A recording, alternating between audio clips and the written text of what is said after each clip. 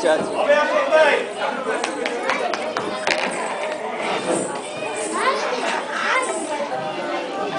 এই বয়সে এলোমেলো বললে দোজক একেবারে কাছাকাছি।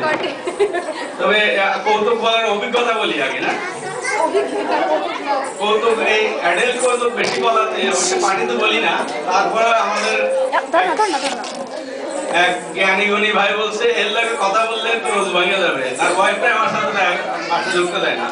যাই হোক, আমি একটা কৌতুক বলছিলাম একবার, ওই কৌতুকটা একবার শ্রীলঙ্কান এক লোকের কাছে শুনছি। তারপর জিজ্ঞেস করলাম যে তুমি কোথায় এই কৌতুক শুনলে? ওই অমুক লোক বলছে। সেই সেমুক লোকটা হইলো ওই লোকটা। তাহলে আবার বুঝেন কৌতুক সবার কাছে জনপ্রিয়। যাই হোক,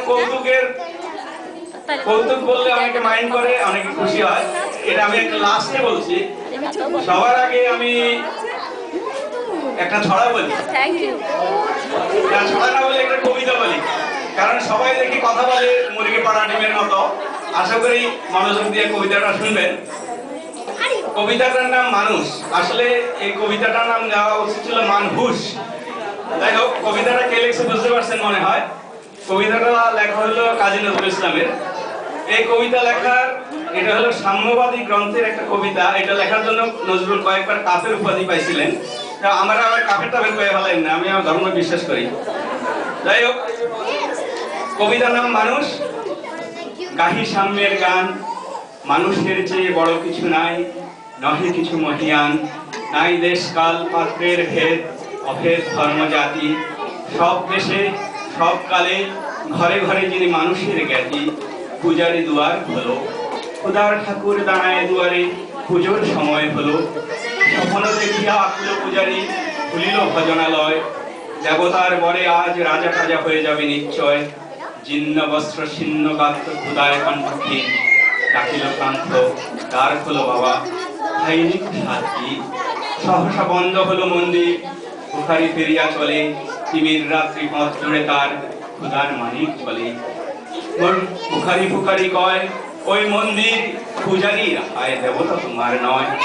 মসজিদ কাল ছিন্নিয়া ছিল অডেল, গোস্ত্রুটি বাঁচিয়া গিয়াছে মোল্লা সাহেব হেসে তাই কুটি কুটি।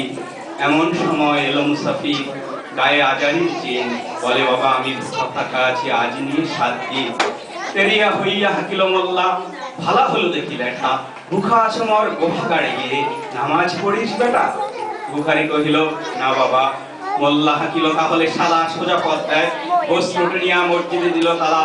বুখারি ফিরিয়া চলে, চলিতে চলিতে বলে 80টি বছর কেটে গেল আমি ডাকিনি তোমায় কভু।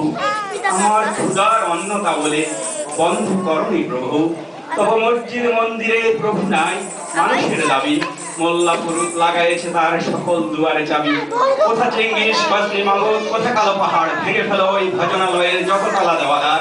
খোদার ঘরে কে কপাট লাগায়, কে দেয় সেখানে তালা। সব দ্বারের খোলা রবে চালা, হাতুড়ি সবল চালা। হায় রে ভজনালয়, তোমার মিনার জড়িয়া ভণ্ড গাহে স্বার্থের জয়। মানুষের ঘৃণা করিও কারা কোরআন বেল বাইবেল চুম্বিছে মরি মরি। অমুক হইতে কেতাব গ্রন্থ নাও জোর করে কেড়ে, যাহারা আনিল গ্রন্থ কেতাব সেই মানুষের মেরে। বুঝিছে গ্রন্থ খণ্ডের দল, দুঃখরা সব শোনো।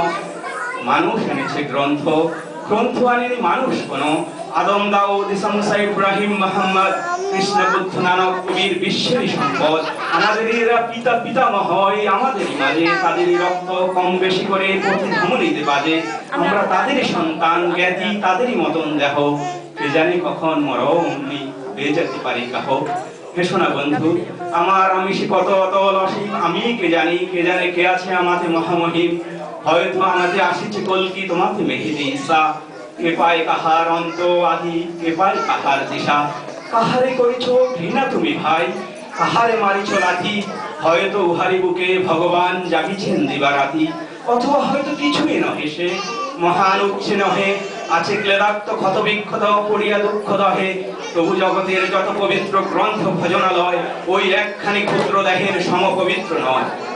ওকে চণ্ডাল চমকাও কেন, নহে ভিন্ন জীব। ওই হতে পারে হরিশ্চন্দ্র, ওই শ্মশানের শিব। আজ চণ্ডাল কাল হতে পারে মহাযোগী সম্রাট। তুমি কাল তারে অর্ঘ্য দানিবে, করিবে নান্দিবার। খাল বলিয়া কারে করে হেলা, ও হেলা কাহারে বাজে। হয়তো গোপনে ব্রজের গোপাল এসেছে রাখাল সাজে। চাষা বলে করো ঘেনা, দেখো চাষার উপিলকায় জনক বলরাম এলো কিনা, যত নবী ছিল মেষের রাখাল, তারাও ধরিল হাল, তারাই আনিছে অমর বাণী, যা আছে রবে চিরকাল। এরপরে কিছু অংশ আছে আমি ভুলে গেছি। যাই হোক, এবার একটা কৌতুকটা বলে জীবন থেকে একটু বিষয়টা বলি।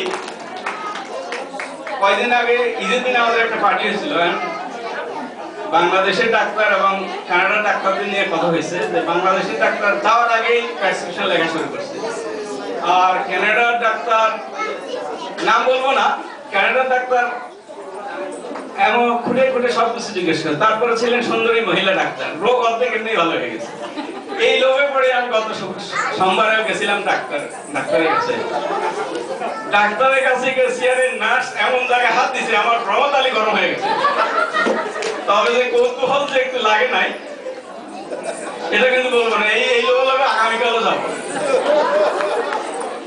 তারপরে সবচেয়ে বিপজ্জনক ঘটনা হয়েছে কি, ডাক্তার আমাকে বলে আপনার HIV টেস্ট করাইতে হবে। আমি মুসলমান, আমি কোনো মহিলার দিকে ভালো করে চোখ তুলে তাকাই না। আপনি এটা কি বলতেছেন?